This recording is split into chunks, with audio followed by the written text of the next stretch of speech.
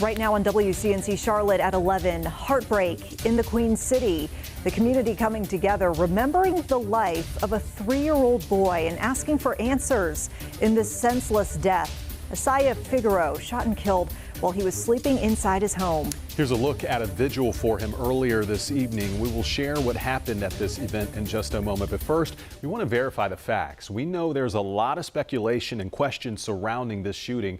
Let's take you through all that we know. Asaya died overnight after officers say a group of high schoolers fired about 150 shots into his home on Richard Rosell Drive. His 4-year-old sister was injured. Police believe those teens have ties to Hopewell High School, North Mecklenburg High School, and Chambers High School. Now, one thing we are still working to learn: if this shooting was gang related. CMPD says that is something it is actively investigating. The department says it's pursuing leads and will be evaluating that angle to see if that is the case. The shooting was all caught on a doorbell camera. We warn you, what you are about to see is graphic, but we're showing you so you can understand just how chaotic this scene was. As you can see here, cars pull up on the street. Once that happens, people get out, and then they start shooting. That gunfire lighting up the night. You can see there lots of shots rattling off. WCNC Charlotte's Ashley Daly has been at that home all day, where there is now a growing memorial. Yeah, not only is the memorial for Asaya growing here outside his home, but today neighbors in this community, as well as community advocates against violence, gathered here to surround the little boy's mother, father, and grandmother in love. They also had a message for those responsible. In the blink of an eye, a mother and father's worst nightmare became a reality. 3-year-old Asaya Figueroa was asleep in his bed at his home on Richard Rosell Drive in Northwest Charlotte Tuesday night when gunfire erupted. CMPD says nearly 150 bullets were sprayed into his home, killing Asaya and injuring his 4-year-old sister. The sound of that gunfire may never be forgotten, but today, if only for a brief time, it was silenced, replaced with sounds of a community rallying together against the violence.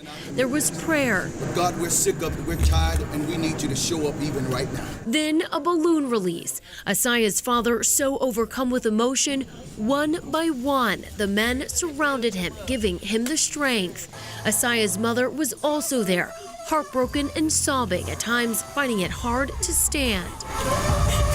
The community not only showing their love and support for the family, but speaking out against the violence. I'm asking for all parents around the world to start taking responsibility of their children's actions, because it comes from home. CMPD says they believe the shooters could be teenage students connected to 3 Charlotte high schools, including Hopewell, North Mecklenburg, and Chambers, formerly Vance. What we have to start doing is the grassroots part of this work, and that's being here and knowing what's going on and keeping our ears to the streets and really working with these young people, because they're going to be adults one day if they live to see it. CMS tells me they'll continue to have added security at both North Mecklenburg High School as well as Hopewell High School throughout the remainder of the week.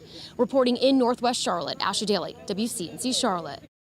Thank you, Ashley. And sadly, Asaya's death is just one of several violent incidents happening in the Queen City in just the past few days.